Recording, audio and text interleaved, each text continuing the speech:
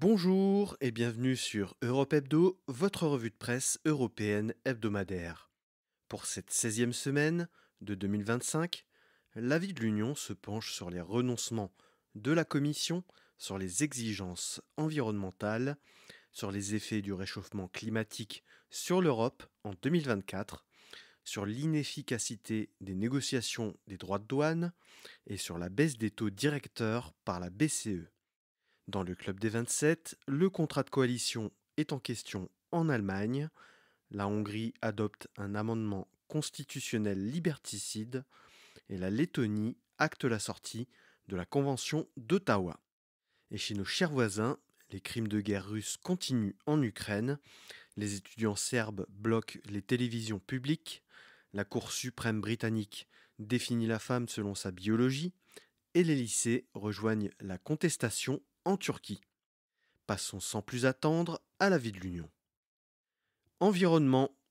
La Commission européenne prête à affaiblir les exigences environnementales. Même si Ursula von der Leyen répète à l'envi que la Commission n'a aucune intention de revenir sur ses objectifs d'émissions de CO2 dans l'UE, la réalité est qu'elle ouvre les portes à l'affaiblissement du pacte vert.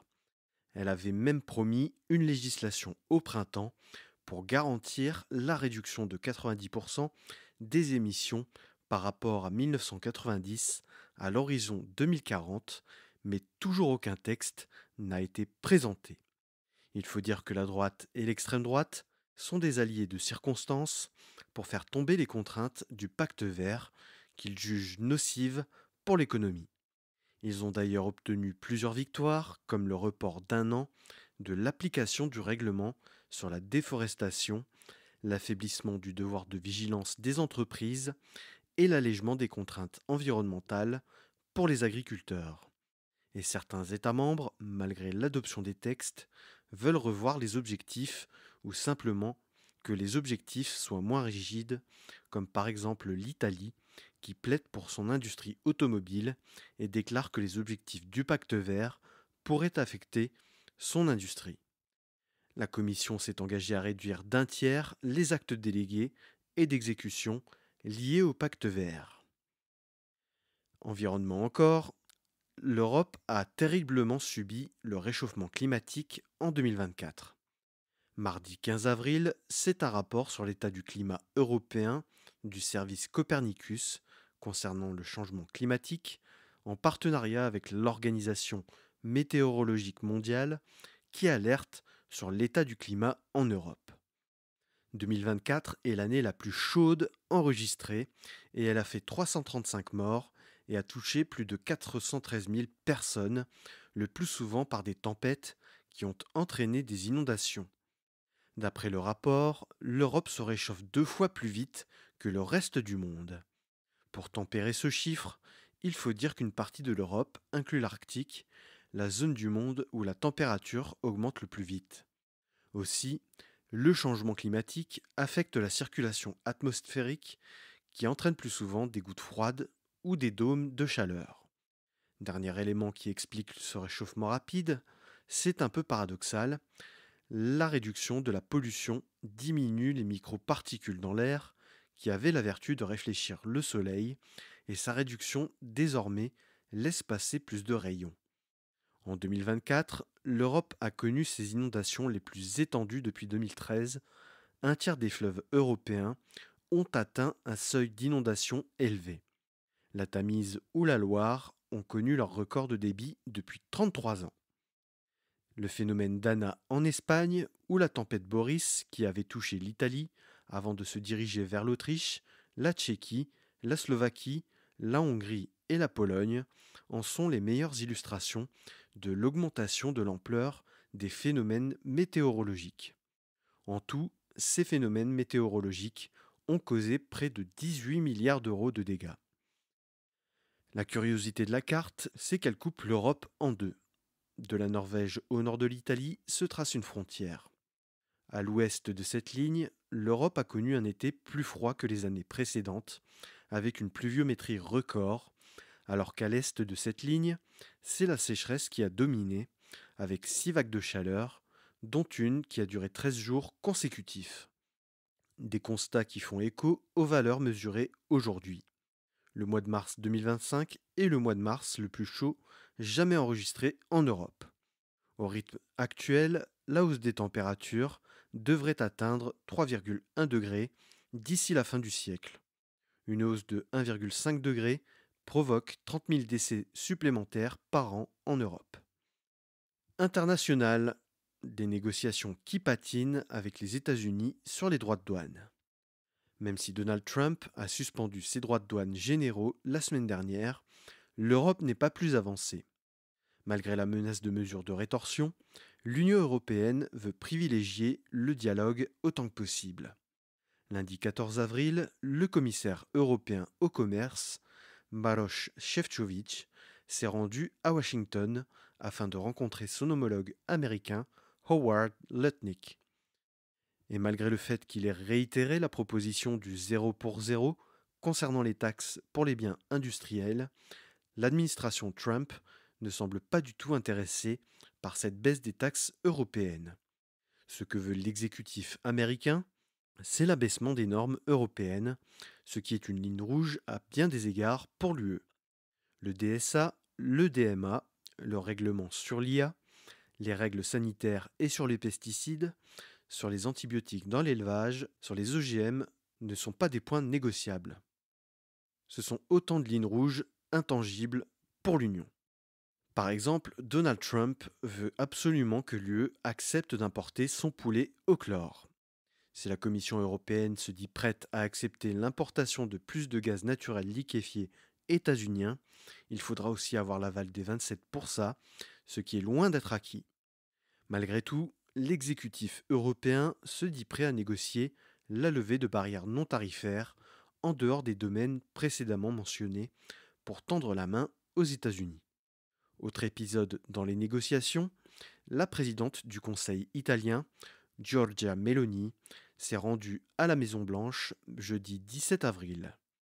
Perçue comme la meilleure médiatrice entre Donald Trump, pour qui elle était la seule invitée européenne lors de son investiture, et l'Union européenne, c'est une rencontre qui s'est tenue dans une ambiance crispée. Un rendez-vous qui n'a abouti sur rien, puisque la chef du gouvernement italien n'a pas le pouvoir de négocier au nom de l'Union. Donald Trump semblait d'ailleurs plus préoccupé par ses affaires intérieures, où son conflit avec la Fed, le prix des œufs et l'immigration ont été au cœur de son agenda ces derniers jours, et il a indiqué que Giorgia Meloni n'avait pas su le convaincre, malgré tous les compliments dont elle a pu le gratifier. Économie. La BCE baisse encore une fois les taux. Jeudi 17 avril, la Banque centrale européenne annonçait une 7e baisse des taux depuis juin 2024 pour atteindre 2,25%. Une décision qui se justifie au vu de la situation mondiale et notamment des guerres commerciales lancées par Donald Trump. Initialement prévue en juin, la décision a été anticipée de 2 mois. Une manière pour la Banque centrale d'inciter les ménages à consommer et à se lancer dans des projets de vie, alors que le contexte invite à la plus grande prudence. D'autres facteurs ont bien évidemment incité à la baisse, puisque l'inflation est redescendue à 2,2% en mars, son plus bas niveau depuis janvier 2022. L'inflation sous-jacente, c'est-à-dire celle qui exclut les prix volatiles des denrées alimentaires et de l'énergie, est passée de 2,6 à 2,4%, et l'inflation des services a elle aussi reculé de 3,7 à 3,4% entre février et mars 2025. Mais la BCE reste sur ses gardes et se dit prête à réagir face aux conjonctures économiques internationales. Le risque des droits de douane américains serait que tous les biens chinois soient réorientés vers l'Europe d'un coup, pouvant provoquer un choc déflationniste, c'est-à-dire une baisse des prix conjuguée à une baisse des investissements, une contraction des salaires et une hausse du chômage. La BCE indique d'ores et déjà qu'elle revoit ses prévisions de croissance à la baisse pour 2025, qu'elle voyait initialement à 1,1% et estime désormais à 0,9%. D'autres experts sont moins optimistes en prévoyant une croissance à 0,5%. Certains experts s'attendent à ce que l'institution de Francfort baisse encore les taux 2 ou 3 fois pour atteindre 1,75 voire 1,5% d'ici la fin de l'année.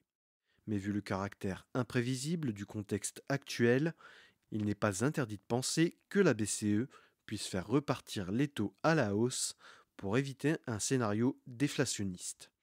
Christine Lagarde urge les institutions européennes à accélérer sur l'union des marchés de capitaux et sur la boussole de compétitivité qui pourrait permettre d'amortir le choc et un scénario comme le monde en a connu en 2008 avec la crise des subprimes et la crise de la dette souveraine qui a suivi.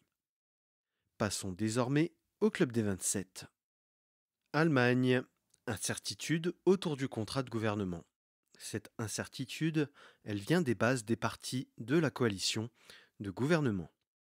Que ce soit au sein du SPD ou de la CDU-CSU, les militants font grise mine. Dans chacun des deux camps, on trouve que le contrat de gouvernement manque d'ambition. Côté social-démocrate, c'est le discours sur le contrôle des aides sociales et sur l'immigration qui fait tiquer. Un renforcement de la répression qui ne plaît guère aux militants du SPD. Et récemment, ce sont les déclarations de Merz qui renforcent le scepticisme à gauche. Merz a appelé à envoyer les missiles Taurus en Ukraine, une proposition qui ne plaît pas particulièrement aux pacifistes du SPD. Le futur chancelier a aussi déclaré que la promesse d'augmenter le salaire minimum à 15 € de l'heure n'était pas du tout automatique. Les Jusos, la branche jeune du SPD, a déclaré qu'elle ne voterait pas ce contrat de coalition et 20% des militants sont contre. Les 358 000 militants sociodémocrates auront à voter d'ici au 30 avril. Mais c'est un comité fédéral de 160 membres qui aura à trancher côté SPD. Mais les aspects négatifs du texte sont contrebalancés par les concessions consenties au SPD, qui récolte 7 ministères et pas des moindres, malgré sa retentissante défaite aux législatives. À droite, on en veut beaucoup à Friedrich Merz d'avoir tranché à l'opposé de l'orthodoxie budgétaire promise pendant la campagne en réformant le frein à l'endettement et en faisant adopter le plan d'investissement massif et notamment la Junge Union, la branche jeunesse du parti. Et des poids lourds de la CDU plaident pour la levée du cordon sanitaire et de faire en sorte que l'AfD soit considérée comme un parti d'opposition comme les autres. Malgré ça, l'AfD n'a eu aucune vice-présidence au Bundestag ou de présidence en commission parlementaire, ce qui est pourtant de coutume pour le premier parti d'opposition, et dans les sondages, l'AfD se place au coude à coude avec la CDU-CSU. Il y a des chances que, comme en 2018, le contrat de coalition soit adopté in extremis. Un contrat de coalition qui ne convient à personne et qui pourrait déboucher sur des mésententes gouvernementales comme lors du précédent gouvernement. Hongrie, un amendement de la Constitution adopté pour définir la binarité du genre et la déchéance de nationalité pour les binationaux.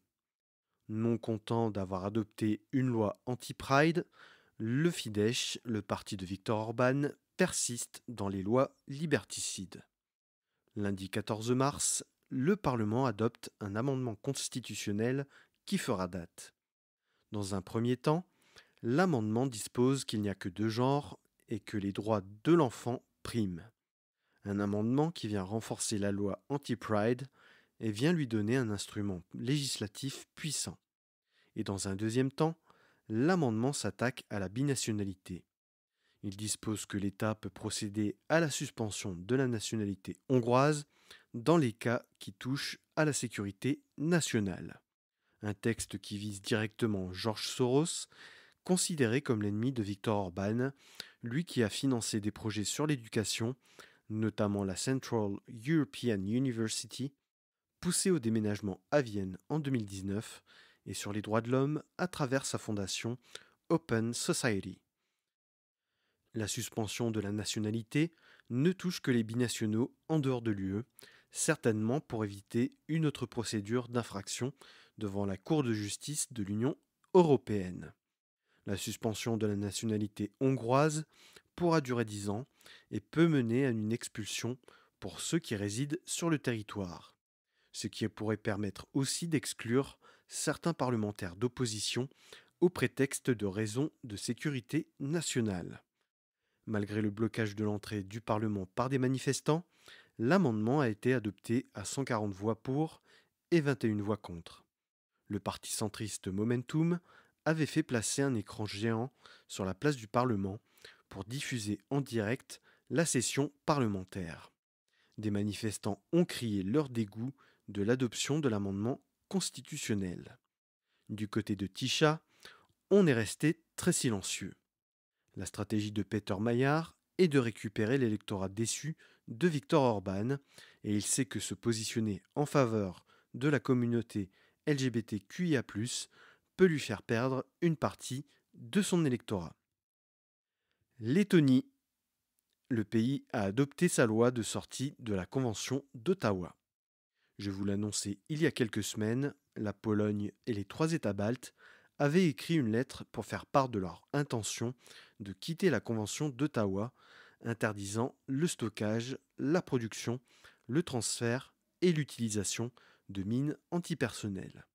Cette semaine, c'est la Lettonie qui passe la première à l'action, puisque mercredi 16 avril, le Parlement letton a adopté la loi actant la sortie de la Lettonie de la Convention par une large majorité. Désormais, la Lettonie doit faire part de sa décision aux Nations Unies et sa sortie de la Convention sera actée 6 mois après la réception de la lettre d'intention de la Lettonie. Le Comité international de la Croix-Rouge déclare que c'est un dangereux recul pour la protection des civils dans les conflits armés. D'après l'Observatoire des mines, la Convention d'Ottawa a eu une efficacité claire sur le chiffre des victimes de mines antipersonnelles. En 1997, environ 25 000 personnes avaient été victimes de mines antipersonnelles, un chiffre qui est descendu à moins de 5 800 en 2025. Un texte qui a permis la destruction de millions de mines dans le monde. Passons enfin à la rubrique Nos chers voisins. Ukraine. La Russie continue ses bombardements et pas de réelle avancée pour les Occidentaux à Paris. Dimanche 13 avril, c'est une double frappe qui a touché Soumy, ville du nord de l'Ukraine, en plein cœur. Une frappe en plein centre-ville qui n'avait d'autre but que de toucher des civils. La Russie ne s'arrêtera pas dans les crimes de guerre et les attaques atroces en justifiant de vouloir frapper une réunion de hauts gradés ukrainiens. La Russie pousse le vice jusqu'à accuser l'armée ukrainienne de prendre les civils comme bouclier humain. Une frappe dénoncée par Emmanuel Macron, Keir Starmer, Donald Tusk et Olaf Scholz. L'ONU alerte sur le fait que les bombardements s'intensifient depuis le début des négociations de paix, et notamment sur les attaques en centre urbain. Rien que pour mars 2025, l'ONU dénombre 164 morts, 910 blessés, un chiffre en hausse de 50% par rapport à février et de 71% par rapport à mars 2024. Une démonstration par les chiffres que la Russie ne souhaite pas la paix ou cherche à blâmer les Occidentaux d'être responsables de ce bain de sang en ne voulant pas lever les sanctions et en ne voulant pas mettre fin à leur soutien à l'Ukraine. Alors qu'à l'inverse, l'Ukraine ne vise pas les grands centres urbains russes dans le but de tuer des civils. Une attaque que Donald Trump qualifie d'erreur de la part des Russes, alors que la Russie assume totalement la frappe. C'est aussi une mise sous pression des États-Unis de la part de Vladimir Poutine pour obtenir une paix à ses conditions. Pour poursuivre le processus de paix, Emmanuel Macron et Jean-Noël Barrot recevaient les représentants des États-Unis avec le secrétaire d'État Marco Rubio et l'envoyé spécial au Moyen-Orient Steve Witkoff et les représentants de l'Ukraine, le conseiller de Volodymyr Zelensky, Andrei Yermak, le premier ministre Denis Shmyhal, le ministre des Affaires étrangères Andrei Sybiha et le ministre de la Défense Roustem Umerov. Les représentants anglais et allemands ont été invités à la dernière minute. Des discussions destinées à préparer la réunion à Londres la semaine prochaine. L'objectif de la réunion était de trouver des solutions concrètes pour avancer vers un plan de paix où les Européens auraient à participer au maintien de la paix. Une réunion perçue par la Russie comme une entrave au rétablissement des relations avec les États-Unis. Il se dit que les États-Unis tentaient aussi d'arracher une levée des sanctions, ce qui n'est pas du tout à l'agenda des Européens pour le moment. L'Ukraine en a profité pour rappeler qu'elle refuserait la neutralité, la démilitarisation ou la limitation de ses forces armées, la reconnaissance des territoires occupés comme russes et veut la garantie de sécurité et le retour des civils et des enfants déportés. L'Ukraine demande l'adhésion à l'UE, à l'OTAN et des réparations de la part de la Russie. Aussi, l'Ukraine refuse une mission de l'OSCE qu'elle a trouvée particulièrement inefficace pour le Donbass et ne veut pas de casque bleu, trop souvent impuissant à faire respecter la paix. Marco Rubio a indiqué que l'administration américaine commençait à perdre patience et qu'elle envisageait de se retirer. Mais personne ne sait ce que recouvre cette phrase. L'abandon des négociations de paix? Ou alors est-ce que cela s'étendrait au soutien à l'Ukraine? Aucune certitude sur cette déclaration, mais elle ne semble avantager que la Russie, qui dans tous les cas pourrait percevoir ce retrait comme un droit au massacre. Serbie, blocage des médias publics et nouveau gouvernement. Lundi 14 avril, les étudiants serbes se sont dirigés vers les sièges de la radio-télévision serbe, la RTS, à Belgrade, et de la radio-télévision Vojvodine, la RTV, à Novi Sad. Le blocage a retardé la diffusion des programmes de 30 minutes pour la RTS après que les étudiants aient été délogés d'une des entrées pour laisser entrer le personnel. Certains journalistes ont refusé la reprise du travail. La revendication des étudiants était d'appeler à ce que les médias publics, proches du pouvoir, parlent de la contestation à travers le pays. Ils réclament aussi le rétablissement des concours pour renouveler les membres de la Haute Autorité des médias, l'équivalent serbe de l'ARCOM. Un blocage qui s'est poursuivi le lendemain avec l'installation de tentes devant la RTS. Côté exécutif, Alexander Vučić, qui a joué un coup du bâton et un coup de la carotte, semble désormais vouloir durcir le rapport de force avec la contestation. L'Assemblée nationale, qui lui est acquise, a approuvé le nouveau gouvernement. Le nouveau Premier ministre est Gyuro Matsut, un illustre inconnu, un médecin endocrinologue proche d'Alexander Vučić, que ce dernier qualifie de pragmatique. Mais dans le fond, rien ne change. Sur les 30 ministres, 19 sont des ministres sortants. Mais quelques informations dénotent du durcissement de l'exécutif. Le nouveau ministre de l'Information, Boris Bratina, est un ultranationaliste qui avait brûlé un drapeau européen lors d'un rassemblement en 2009. Le ministre de l'Éducation, Dejan Vuk-Stanković, est un ancien éditorialiste politique sur les chaînes publiques et sera en charge de rédiger une loi pour remettre les universités en route et surtout en ordre. Et dans les faits, les arrestations d'étudiants, de journalistes d'opposition et d'intellectuels se multiplient. Alexander Vučić veut reprendre en main le pays, quitte à monter encore d'un cran dans la répression. Il y a de fortes chances que le conflit se durcisse entre les deux parties dans les prochaines semaines. Royaume-Uni. Une jurisprudence définit la femme comme femme biologique. Mercredi 16 avril, la Cour suprême britannique rendait son jugement sur une question posée par une association écossaise sur la loi sur l'égalité datant de 2010. Cette loi disposait de l'égalité femmes-hommes dans les conseils d'administration et à tout le moins des quotas pour permettre l'entrée des femmes dans les conseils d'administration. La question de l'association de Turf for Women Scotland était de demander à la Cour si les femmes trans étaient considérées comme des femmes. Le gouvernement écossais considérait que la certification de reconnaissance de genre suffisait à compter les femmes trans comme femmes. À cette question, la Cour a répondu que femme signifie femme biologique, une décision rendue à l'unanimité des juges. Au-delà des conseils d'administration, cela reconfigure totalement les espaces et les rapports à l'autorité. Cela veut dire que les femmes trans n'auront plus accès aux endroits réservés aux femmes, même si la Cour entend bien faire respecter le droit sur les discriminations. Un tel jugement va poser d'énormes questions dans la réalité.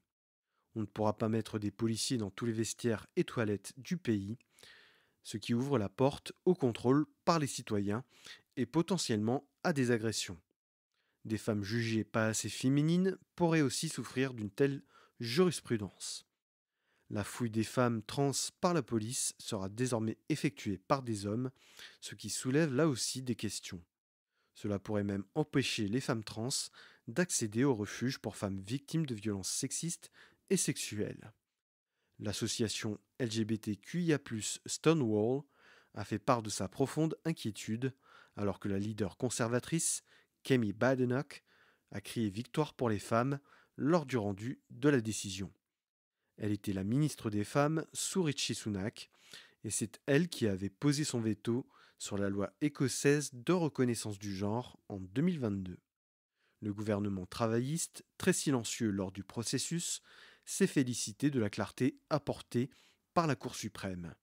Il faut dire que le Labour est profondément divisé sur la question depuis quelques années et Keir Starmer était de moins en moins affirmatif sur l'autodétermination du genre, pourtant au cœur du programme du parti en 2019. Une décision de justice qui lui facilite la tâche pour abandonner complètement la communauté trans. L'affaire pourrait ne pas s'arrêter là, puisque des associations LGBTQIA+ entendent bien porter le dossier devant la Cour européenne des droits de l'homme. Turquie. La contestation s'élargit au lycée. En Turquie, cette semaine, les premières audiences ont eu lieu pour les manifestants placés en détention ou libérés sous contrôle judiciaire. Parmi eux, le photojournaliste de l'AFP, Yassine Akgül, et 7 de ses confrères. En tout, ce sont 189 personnes qui ont comparu pour avoir participé à des rassemblements dits illégaux et pour certains pour insultes envers le président. La majorité des cas a été renvoyée à une date ultérieure, pour certains en juillet, pour d'autres en octobre et pour les derniers, leur procès est renvoyé sine die. Une manière de garder une emprise sur eux et d'empêcher qu'ils puissent participer à nouveau à des rassemblements. C'est un message pour les autres qui continuent de manifester. Les poursuites seront sans fin et c'est une partie de votre citoyenneté que vous perdrez. Mais l'événement de la semaine, c'est la propagation du mouvement dans les lycées. Mardi 8 avril, le gouvernement annonçait la mutation de plusieurs milliers d'enseignants. Une manœuvre destinée à écarter les enseignants syndiqués ou considérés comme plus libéraux et les remplacer par des enseignants proches du pouvoir. Une décision qui a provoqué la colère des lycéens qui se sont mis à faire des sit-in et à boycotter les cours. Ils ont décroché une petite victoire puisque le gouvernement a annoncé la suspension partielle de la mesure le jeudi 17 avril. Une suspension pas satisfaisante puisque les manifestants ne connaissent pas les termes de cette suspension et jusqu'à quand. Mais le bac aura lieu bientôt et il ne faut pas dépasser une certaine limite d'absence pour pouvoir le passer, ce qui va contraindre certains lycéens à arrêter leur mobilisation. Ce mouvement a été rendu possible par l'état de l'opinion publique actuellement. L'Institut Yoneilem indique que 25% des sondés pensent que le pays est bien dirigé et 28% pensent que les arrestations des derniers jours sont justifiées. Un état de l'opinion qui rend plus légitime de nouvelles protestations. Recep Tayyip Erdogan marche sur des œufs. Soit il durcit complètement sa politique au risque de donner lieu à un bain de sang et des rafles inédites, soit il assouplit ses politiques et ce sera perçu comme un aveu de faiblesse qui pourrait justifier que les mouvements se poursuivent. Voilà, c'est ainsi que s'achève la 16e semaine européenne de 2025. Merci pour votre écoute. Si vous avez apprécié cet épisode, abonnez-vous sur votre plateforme préférée, que ce soit Spotify, Deezer, Apple Podcast, Amazon Music, YouTube ou YouTube Music. Et n'oubliez pas d'y laisser votre avis, que ce soit en nombre d'étoiles ou en like. Pour ne rien rater des publications du podcast, suivez Europe Hebdo sur Facebook, Instagram et LinkedIn et n'hésitez pas à liker, commenter et partager les publications pour en augmenter la visibilité. Si vous avez une remarque, une question ou une suggestion à faire pour le podcast, n'hésitez pas à vous inviter dans mes messages privés, je me ferai un plaisir de vous répondre. Et si vous voulez dévorer le nouvel épisode du podcast dès sa sortie, abonnez-vous pour recevoir la newsletter du podcast. Le lien est à retrouver en description de cet épisode. Je vous donne rendez-vous lundi prochain, 17h30, sur Europe Hebdo.